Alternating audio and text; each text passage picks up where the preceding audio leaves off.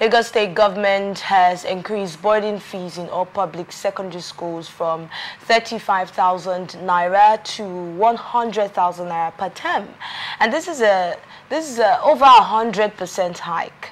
The announcement was made in a letter that was signed by the Director of Basic Education Services, Olufemi Asaolu, stating that no additional fees should be collected by the schools. The new fee structure takes effect from 2024-2025 session, with the resumption date set for September 15, 2024. And some parents, like one Mrs. Ayo Gunse, who was ready to talk to newsmen, expressed surprise at the sudden increase, as they have already paid their fees. They paid the previous 35,000 naira fee before the new circular was issued. So they're like, what's going on? Does it mean that we would have to add another 65,000 naira to what we already paid, or do we just move on? And this is something that is really shocking for the parents of these students who have been affected by this tremendous hike. Dema, at a time like this, over 100% increase, what would you have to say about the story? Shinya Shebe wrote a book, and the title is Things Fall Apart, right? So when you look at our educational system, you look at the poverty situation, you look at the population of out-of-school children, it's pathetic. Many people cannot afford to feed. So they can't even afford to feed. Now you're talking about increments of the fees to beyond, they can't, most of them can't pay 30,000 naira. So what's the chance that, what gives you the belief, or what empowers you to think that when you increase it to 100,000 naira, they can meet up? There are millions of children that are out of school today, not because most of them don't want to go to school, but because they don't have the opportunity to go to school. And there are those in school that are dropping out of school because of the worsening economic situation, poverty, difficulty, high cost of fuel, energy costs, transportation costs, food costs. All this, put it together, it has made life difficult for people, the average Nigerian citizen. So we are talking about education because education is a vehicle to drive development. It's important in any society to educate the people.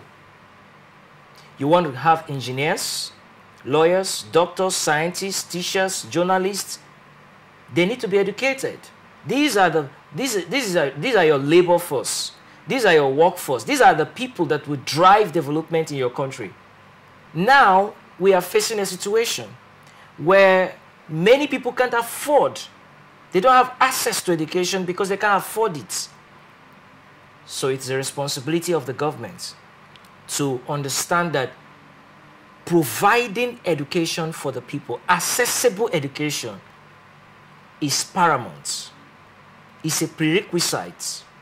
Is necessary, is very important for the people, for the nation, for our growth, for our development, for that child on the streets who can't go to school. And now it's the government that's actually increasing these fees.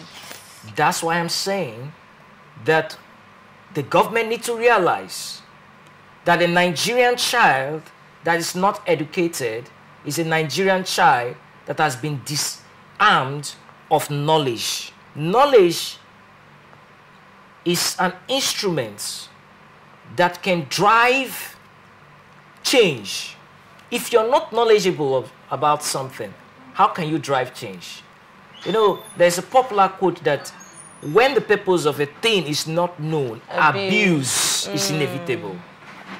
So when you don't have an understanding of something, you tend to abuse it. When you don't educate the child, you are not building that child. You're not building the society. If you fail to educate your child, you are failing not just the child, you are failing a generation. You are failing the nation. Many parents today are finding it difficult to feed.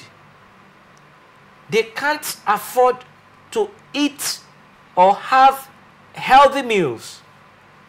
And how can they pay for tuition fees, rent, cost of fuel, and all that? Are you saying the government should make education free in, you know, every state and every government institution? Many of our leaders today, they were beneficiaries of free education. They were beneficiaries of free education. They benefited from it. They benefited from the scholarship or other opportunities that governments in the past created. So why not do the same for the children today? Why not make it... Look at the Western societies that we sent, many of them send their kids to study. Most of them have made education accessible to the poor. They have a lot of scholarship opportunities. And many of our, many Nigerian students are even beneficiaries. True. I was reading a story of a young Nigerian.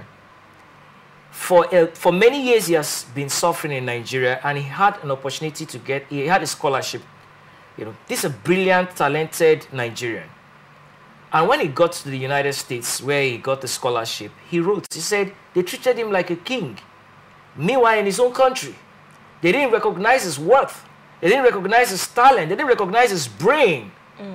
And he is willing to give all he has for the country that is already developed. He wants to add to their developments.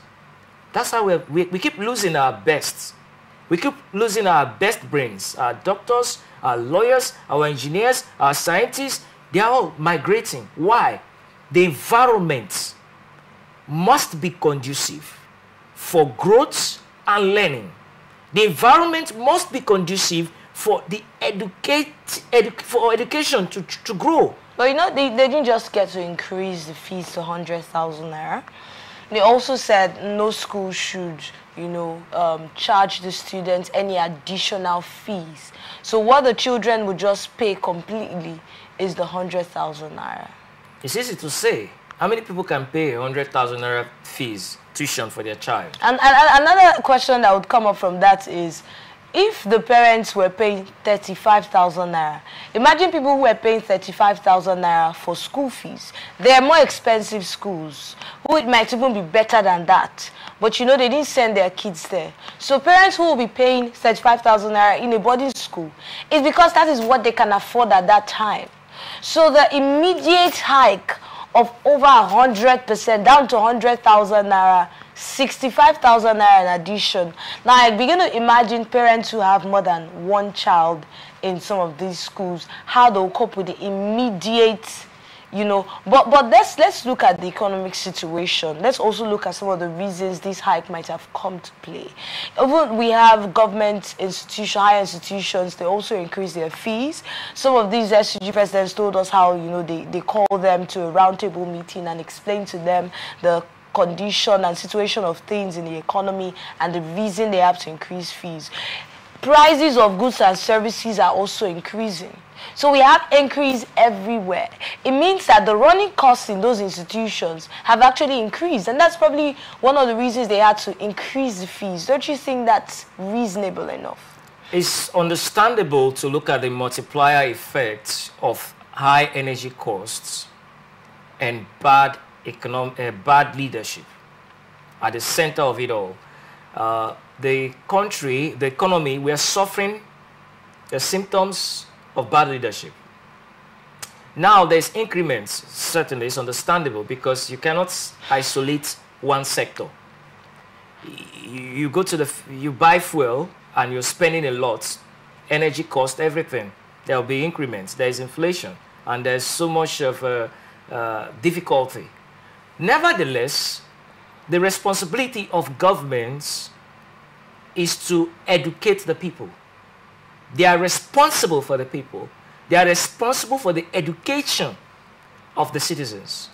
And providing affordable education is a responsibility of a responsible government.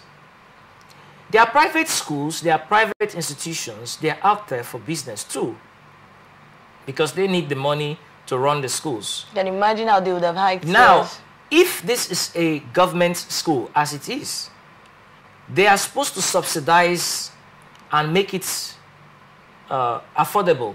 Looking at the statistics of out-of-school children in Nigeria that runs into millions. I don't want to give a number to it. A quick Google search will give you the figure of out-of-school children in Nigeria. When I saw the figure the last time, I sat down for 10 minutes and I paused. And I asked myself, what is going on? We have a population of out-of-school children that is more than the population of some African countries put together. And we have leaders that are sitting down and looking at that, and they're not bothered. They don't care.